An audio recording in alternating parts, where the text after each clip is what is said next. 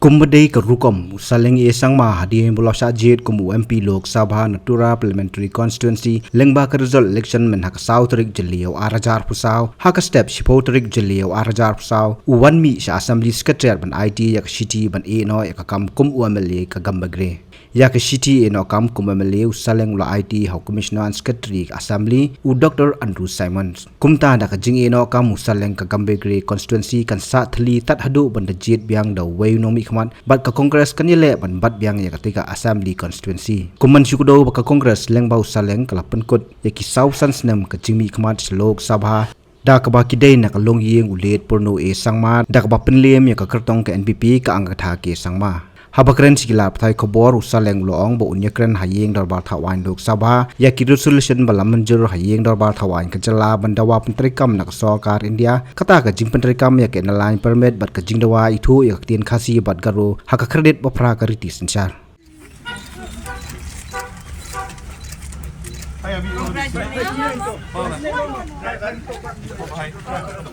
We have already forwarded lots of issues, especially from the state. Now, you might have seen that we have taken up a resolutions of language that is to be put into, considerations in the HCDU. That is Garo language and the Khasi language. Okay, and another, the one which we have taken the resolutions on the floor of the house is that ILP, Inner Line Permit.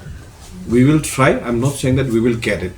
Right now, the advantage is that somewhat the democracy is safe because the BJP, the NDA, they have not got the BJP, they haven't got the majority. That's why there is a chances, and then moreover they cannot bulldoze anymore. You know that office bearers are comprised of the people, the voters, right? The office bearers are just part of the designated, people who represents the party. Now, since the people themselves are already represented during these Lok Sabha elections, I don't think you need to get the designated to get the vote.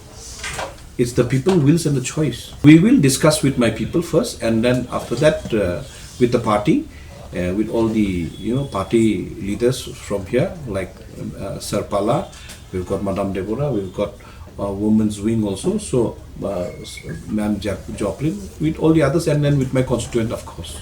CA has been notified from before, but we might be able to make a changes, so we will call for that, and then we will discuss with all the leaders from the Delhi, and then how to go about, because there's a lots of rules and regulations which they have already framed it, so frame by frame we will study about that, and then we will discuss the matter along with them, and then see how it can be revoked, or maybe changes few area where it can be.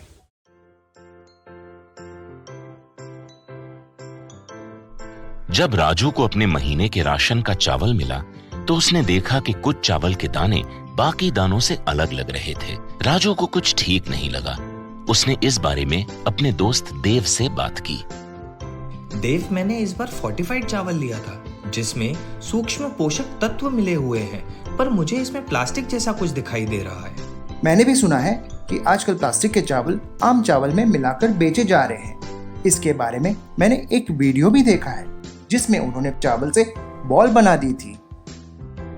क्या ये सच है? अब हम इस चावल का क्या करें? राजू, आज पड़ोस में हमारे एरिया के फूड सेफ्टी ऑफिसर आए हुए हैं, चलो उनसे ही पूछते हैं। राजू और देव ने अपने एरिया के फूड सेफ्टी ऑफिसर से मिलकर इस बारे में बात की। सर देखिए, इस फोर्टिफाइड चावल में कुछ दाने अलग दिख रहे हैं। घबराइए नहीं, FSSAI के निर्देश के अनुसार चावल में सूक्ष्म पोषक तत्वों को सही मात्रा में मिलाया जा रहा है। इन्हें कहते हैं फोर्टिफाइड चावल।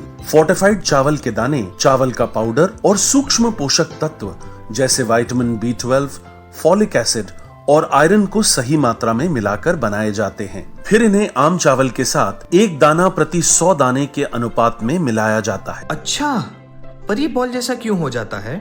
पके हुए चावल में 80% स्टार्च होता है और कार्बोहाइड्रेट की अधिक मात्रा होने के कारण चावल चिपकता है और इसमें लचीलापन आता है। और हाँ, किसी भी तरह के चावल को चिपकाकर इस तरह की बॉल बन सकती है। ये तो आपने बिल्कुल सही बात बताई सर, लेकिन क्या फोर्टिफाइड चावल के रख रखाव और पकाने के तरीके में कोई फर्क होता है? जी नहीं, फोर्टिफाइड चावल के रखरखाव, स्वाद और पकाने की विधि आम चावल जैसी ही होती है। हमें फोर्टिफाइड चावल को अपने रोजाना के खाने में प्रयोग करना चाहिए ताकि हमें और हमारे परिवार को सही पोषण मिल सके। इसके साथ साथ सभी चावल उत्पादकों को भी फोर्टिफाइड चावल उपलब्ध करवाने चाहिए ताकि हम सब इससे स्वास्थ्य लाभ ले सकें। आपने तो हमारी आंखें ही खोल दी। अब हम अपने और अपने परिवार के लिए फोर्टिफाइड चावल ही लाएंगे। Food safety and standards authority of India द्वारा जनहित में जारी।